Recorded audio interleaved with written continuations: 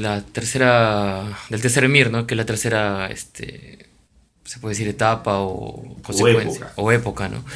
De ahí creo que también está Jaime Castillo Petrucci, viene de esa experiencia. ¿Cómo vieron, por ejemplo, la relación? Porque según tengo entendido, son como 8 o 10 compañeros chilenos que llegan al Perú en los 80 para apoyar un proceso revolucionario que en ese entonces estaba, que se llamaba MRTA, ¿no? Entonces, esa parte de la historia, si bien no hay tantas, ¿cómo se puede decir? Información, Ujú. ustedes cómo la vieron acá. Hoy día vamos a exponer con Jaime Castillo y de repente hablar un poco sobre ese tema que es muy importante para que también para la juventud guevarista que está asumiendo una tarea. Ahora usted no sé cómo vio esa época y qué conoce de la experiencia peruana tanto del MRTA como de Sendero, ¿no? Que creo que llegó bastante información en esa época para estas tierras, ¿no? Son dos procesos que habría que ver en alguna medida de forma diferenciada. Hay uno que es más bien público, abierto, aunque en alguna medida, dado el contexto de la dictadura chilena de la época, altamente distorsionado, que era la forma en cómo llegaba a Chile la información referida a la lucha armada y a la lucha insurgente en el Perú, digamos. Los medios de comunicación estaban prácticamente monopolizados por la dictadura o por el reformismo. Los medios opositores a la dictadura eran mayoritariamente medios al servicio de la burguesía opositora. Por lo tanto, se construye una imagen particularmente crítica, anatemizadora de lo que eran los movimientos insurgentes en Centroamérica, en Colombia y en Perú, digamos, durante todo ese periodo. Y los rasgos más críticos, además, tenían que ver fundamentalmente con la guerrilla senderista, porque entre otras cosas era una guerrilla que resultaba en alguna medida ajena a esta tradición castroguevarista Sí. con la cual las organizaciones revolucionarias de los años 60 y 70 se habían identificado más ampliamente. Había una suerte de construcción mítico-romántica en torno al castroguevarismo que hacía que en definitiva las expresiones o manifestaciones que ésta había tenido fueran tratadas de manera más indulgente que las manifestaciones de la guerrilla de Sendero, que no se expresaban o no se manifestaban de la misma manera que estas otras expresiones. De manera tal que no llega mucha información de las organizaciones propiamente tal a Chile, ni de Sendero en este caso, ni del MRTA en particular. No circula mucha información originaria de la fuente misma, sino que, vuelve a insistir, es información más bien distorsionada.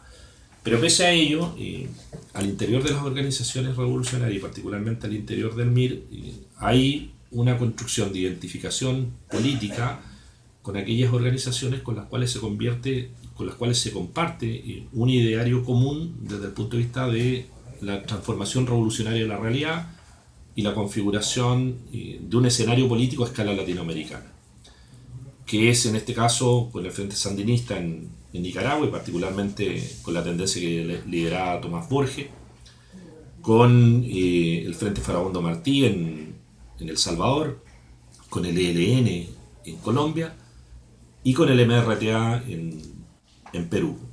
Dentro de los documentos internos del MIR, cuando se hace referencia a las luchas latinoamericanas, se identifica precisamente a estas organizaciones como las organizaciones con las cuales se comparte un proyecto político común. Y de esa manera nos vamos ¿En interiorizando y qué familiarizando. textos, Disculpa. disculpe, qué textos se menciona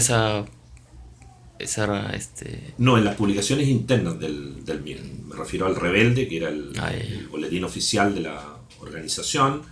eh, en este caso en las actas del comité central del partido, que normalmente tienen acápites dedicados a la situación política internacional y dentro de la situación política internacional un tratamiento de la situación política de los países latinoamericanos.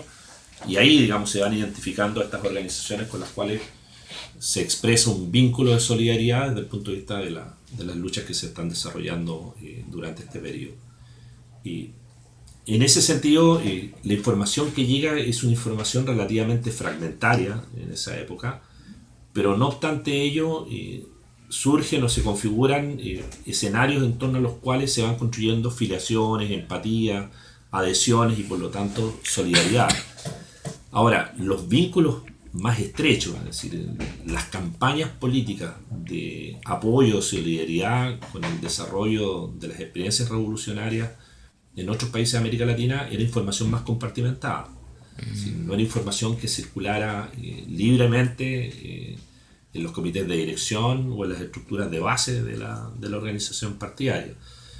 En general, ahí se trataba de información que operaba dentro de determinadas estructuras de la comisión política y del comité central, que tenían la responsabilidad directa de la administración de ese tipo de campañas de solidaridad o de apoyo que estos compañeros desplegaron. Lo que sí, en términos de recapitulación histórica, a propósito de lo que en esa época no conocíamos o no conocíamos bien, se ha podido constatar ya más recientemente de la participación de miristas en Centroamérica, particularmente en El Salvador y en Nicaragua. Y en el caso de Nicaragua, especialmente en la década de los 80, a propósito de la lucha contra la Contra, en particular, de la participación de compañeros en Colombia, especialmente en la década de los 80 también, y de la participación de los compañeros en el Perú a fines de la década de los 80, comienzo de la década de los 90. Incluso ya está bastante acreditada la participación de compañeros del MIR en campañas de aseguramiento que desarrolló el movimiento nacionalista vasco Abertzale en Europa, digamos, particularmente en el País Vasco. Y de la misma manera, el MIR tuvo santuarios donde obtuvo apoyo para el desarrollo de procesos de formación y calificación de sus militantes, no solo en Cuba, que es como lo más tradicional, sino que también en Argelia, en Libia, con los polisarios en que es el territorio de Marruecos, y en Vietnam. Así que el arco de las relaciones internacionales, que te vuelvo a reiterar, era un arco de relaciones relativamente compartimentado, era un arco bastante